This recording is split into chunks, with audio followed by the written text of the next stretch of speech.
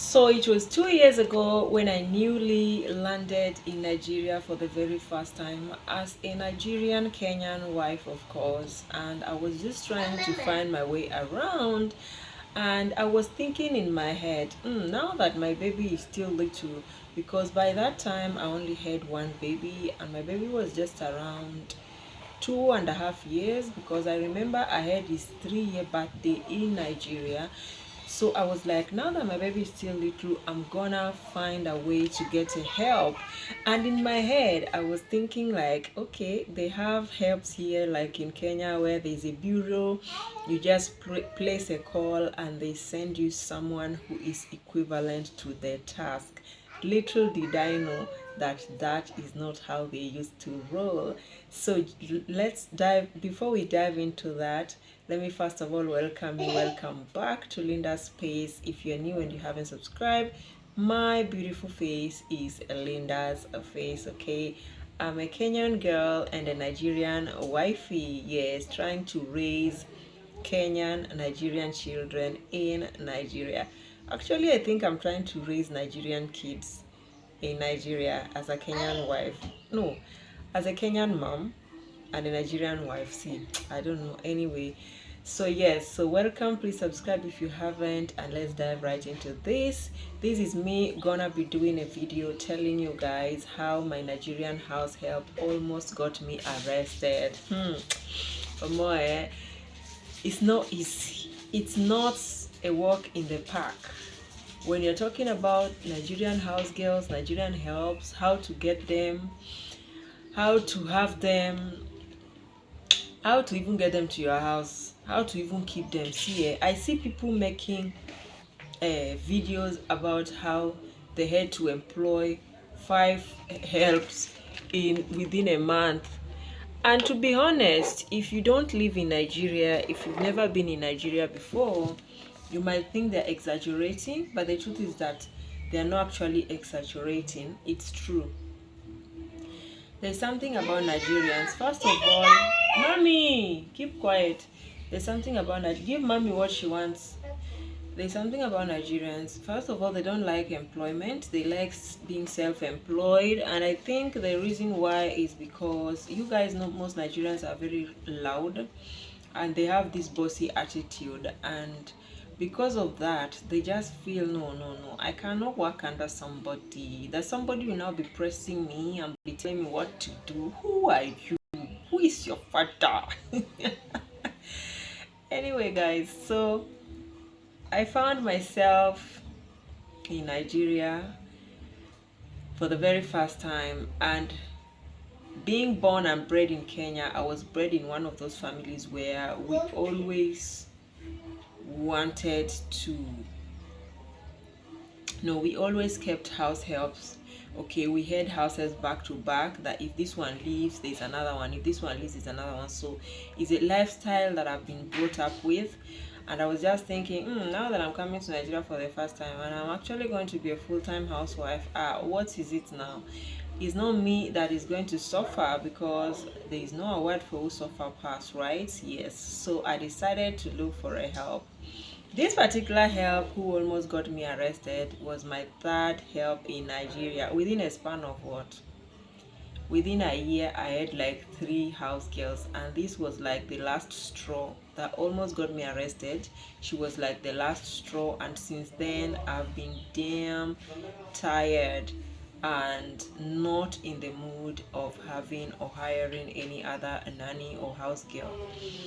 Now I don't know, I just feel like I'll have to do another video where I'll tell you about the remaining 2 helps before this particular one, because I think I did it, but I did it on my other channel long time ago. It could be 2 years ago now, maybe, I don't know. So I have new subscribers and I just feel the need to let you know, okay? Yes. Oh, that's on period. Anyway guys, so I just feel this vibe today. I don't know why I'm feeling myself too much, but I think it's a thing for women. sometimes you just feel yourself. Yeah, sometimes we always feel ourselves, but sometimes you wake up and you don't feel yourself, you don't feel like talking to anybody, you don't feel like entertaining or tolerating anyone. It's just a thing. It's a thing for women. And that is when, if you married right, comes into play for you, because the so-called Mr. Right is supposed to understand that there are some days that you'll just wake up and you don't want to see anybody's face. Okay. And that's why I always feel for those women whose husband like to keep their relatives in their house all the time, because I'm that kind of person that it's not all the time I want people around me. Sometimes I just need space.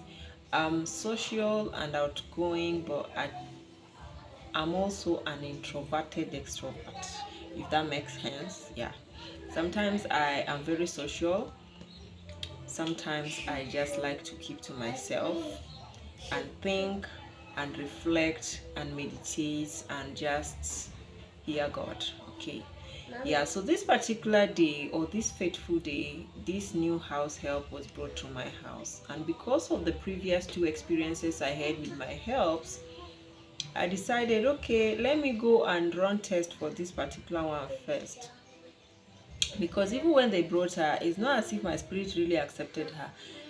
It's because the girl I really needed, I couldn't find her. She was already taken by someone else, and I had to make do with someone because I really needed someone. Okay. And the way I was looking at her, she was looking very dry. Her skin was looking very dry, as if she was having a medical issue or medical condition. So I just said, okay, fine, let me go and do her test: hepatitis B, hepatitis C, and HIV. So I took her to do the tests. Then that day, my sister-in-law was at home. My sister-in-law is my husband's elder sister, not like the eldest child, but my husband is the last born, so he's still elder sister. Is the one that my husband is following. Okay, so she was around, I remember vividly. And after we did the test, we decided to go to the market. I wanted to go and purchase house phone, house intercom phone. Okay. Yeah, so because I was just like, okay, since I'm going to be having a help, and by this time that this new maid was coming, I was not actually a housewife. I was actually running a mini supermarket somewhere within. I had a business. My husband opened a mini supermarket for me. I was running it, so I was always busy. So I was just like, okay, let me get house intercom. And you people are making noise. Please let me find my handkerchief inside that bag, the small bag I was carrying just now. Where were we? I said, okay, let me get a small let me get an intercom, so that in case I'm not around, I can always be able to call. And that's because if you get a handset for a house help, God help you that maybe these handsets, they're always receiving it as if they are at home, but they are not actually at home because it's mobile and they can move with it. But if it's intercom, it has to be at home. So if they did not answer it, the person has to answer you where they were when you're calling. But if they answer it, 98 chances are they're actually at home. That's why they're able to answer it. So I decided that, did you see it? No. Okay. I decided that let me buy it. So I took her with me, and the hospital I took her to, they told me that I should come back for the result later. And I was like, I'm gonna be so busy. Can you just like call me and read me the results? Then I'll create time and come and take it maybe tomorrow or the day after. And the woman was lenient enough. It was one military woman like that. She was lenient enough. She was like, okay. So when we now went to the market to buy this, we went where they used to sell all those phones and all that. If you live in Benin City, Nigeria, you know that place where they used to do dollar exchange. Yeah, those sides, Mission Road side, going down like this. Mission is on the upper side, then going down. Whether it's a Boki market, I don't know, but they used to exchange dollars there for foreigners, and they sell everything, gold. If you want to exchange gold, everything there. So I decided, okay, let's go and buy. So when we reached there, I don't know why I feel like I'm going in circles. Shasha, if you're patient, you're going to get there. We're gonna get there, okay?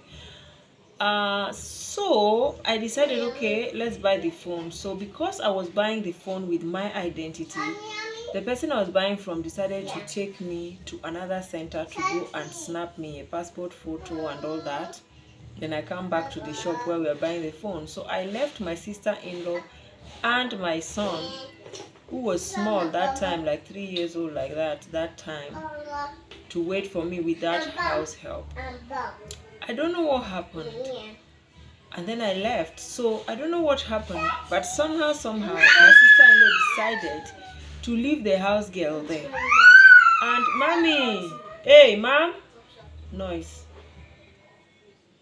Where's my glasses safe? The one you were wearing. Don't break it. Okay. So my sister-in-law said to me later that she decided to leave my son in this girl's hand. And I was so pissed because I was like, how can you decide to leave my boy in the hands of a stranger? This girl just came to our house. She's new. We don't even know her. We went to test her. We have not done anything. We have not even gotten the result. How can you decide to leave her?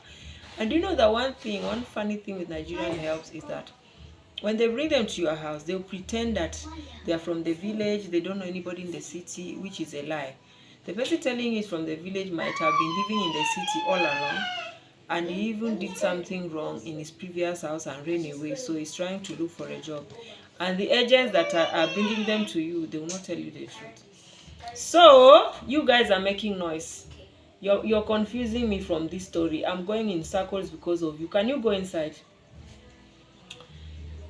Where were we? These children, If you have children, you understand. Anytime you mount your camera, that's when they want to showcase themselves. And it's very annoying. And it's very, very draining as well. So, she mentioned it to me that she decided to leave my son with a girl to go and check on something before I came back. And as soon as she walked like 3 minutes away, something told her to come back and take my child. And now she took my boy from her and told her, sit here and wait for me. I'll either come back sooner or your madam will come before me. That's me now. Just wait for us. Don't go anywhere because you said you don't know anybody. It's only normal for somebody who doesn't know anybody to stay in one place. Little did we know that this auntie, the little auntie, since she knew that I've gone to do something and my sister-in-law is going to do something, she decided to also showcase her talent in this market. Apparently, she was not actually new. She was just lying that she was new in that city, but she wasn't. So when I now came back, I was now asking my sister-in-law, where is the girl? She too, she was looking for the girl. We were trying to call the agent that brought the girl to tell the boy that the girl you brought, we have missed her because we carried her to the market and we couldn't find her. But the thing is, it was not my fault. It was my sister-in-law's fault. So she called the guy and the guy was threatening to arrest her if anything happened to the girl. And then the boy later called the girl and the girl said she went to meet some barrow pushers in Ring Road. And we are like, how can you go and meet them in Ring Road? We thought you said you don't know anybody. So this one that you're going to meet them in Ring Road, who are they to you and how do you know them? You see that kind of thing. So I remember that day when me and my sister-in-law were coming from the market, we were on each other's throat. Because I was like, if they arrested anybody, it's you they will arrest them. Because I told you to stay with this girl and wait for me. And you decided to leave her and go. And you are even telling me that you were leaving my son in her hand, then something told you. You better thank the thing that told you, because if the thing did not tell you and this girl disappeared with my son now, what would I have explained to my husband? That we went to markets and I left my son in the hands of a nobody. The hand of somebody, a stranger. And the truth is, I didn't leave my son in the hands of a stranger. I left my son in the hands of my sister-in-law, who is apparently older than me and older than my husband, because my husband is older than me by 6 years. And my sister-in-law is older than my husband by, if not 8 years. You see, so I left my son in the hands of an able-bodied person, of which I couldn't explain or understand how the person would have been so careless, you see. So, long story short, we kept calling and calling, and then the guy called us back and said the lady contacted him. He was able to get her, and the lady said he went to see a friend who is doing barrow pusher in Ring Road Market, and there is where she was. So we were like, okay, so if you went to see your friend who is doing barrow pusher, why were you not picking your calls? Why were we calling you, you're not picking your calls? So I was like, okay, if you are able to get a hold of her, please go and get her and bring her to the house. So this guy now brought her to the house, and I didn't allow her stay for a night. I just sent her packing there and then, because I was like, I'm so done. I'm not ready for this. This is a strange country to me. I'm not Nigerian. I am Kenyan. And now a Nigerian wants to go missing under my care.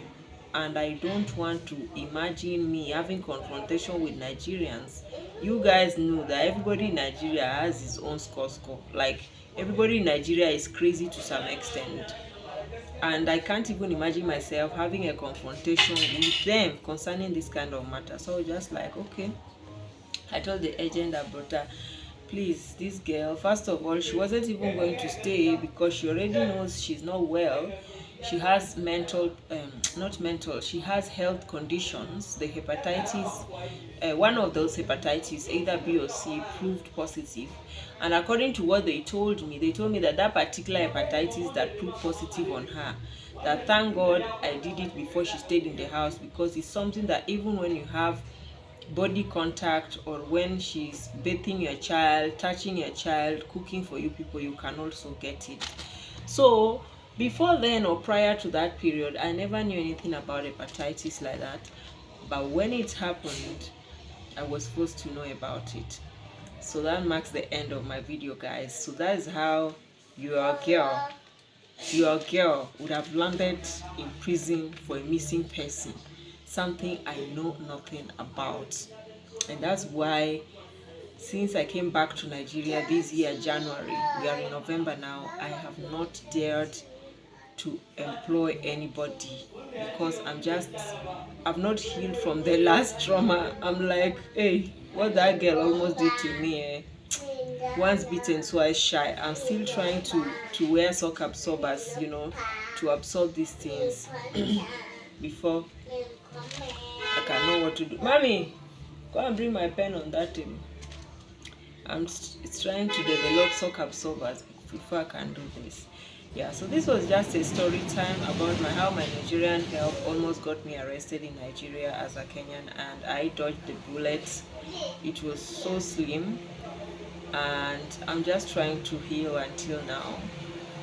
Yeah, so thank you so much for watching. In case you are not subscribed, please consider subscribing, and you get to watch more videos about my journey in Nigeria here, and yes, that's just it, guys. I'll see you guys later. Give me the pen. Bye, guys.